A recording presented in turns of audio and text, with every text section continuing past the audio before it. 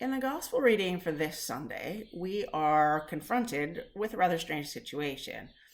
We hear or read the gospel in translation into whatever language we use, French, Polish, English.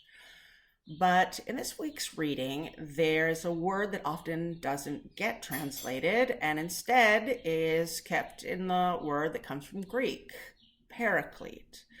Now, I don't actually know why this word is so often left while everything else is translated. I'd like to think it's because the word is just so rich, so multifaceted, that to translate it into just one word would be to thin it out, to miss out on all of the other elements.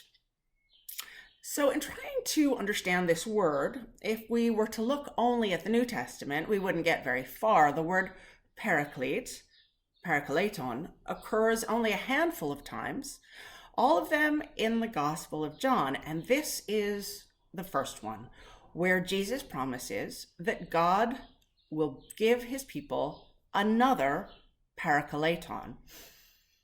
But the Hebrew Bible and its translations can help us to get at some of the pieces that make up the richness of this role. Now, if we look at the Hebrew text of the Old Testament, of course, the word doesn't exist because it's written in Hebrew. However, in the Greek translation of the Hebrew text, from well before Jesus' time, the word does indeed appear.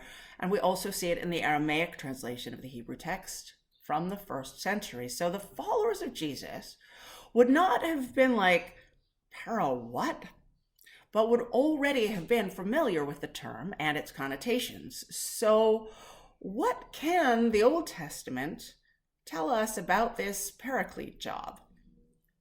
The first connotation is one of comfort, and the best example comes from Isaiah chapter 40, verse 1, where the text says in Hebrew, Nachamu, Nachamu ami, comfort, comfort my people.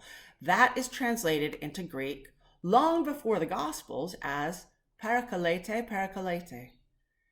We also see this, for example, in Job chapter 16, verse 1, where Job expresses his disappointment in his friends for being such poor comforters, parakletores.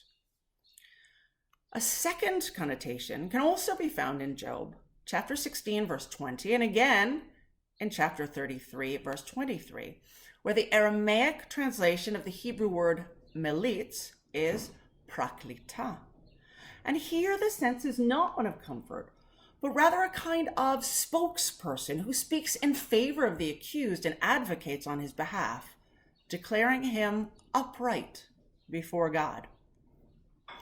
Finally, we find a third connotation by association, the Hebrew word melitz, the one that gets translated as parakletos in Job, in Genesis, is used for the intermediary or interpreter that stood between Joseph and his brothers.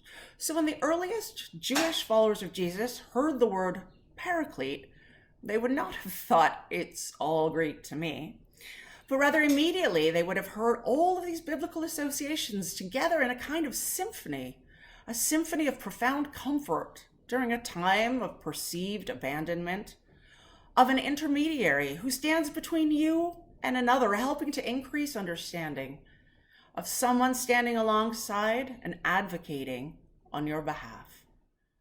And just as a kind of postscript, it's interesting to note that the Greek word paraclete doesn't disappear in Judaism. We find it in later rabbinic literature used in some fascinating ways. And even today in Israel, in modern Hebrew, we still use this Greek word to refer to a legal defense.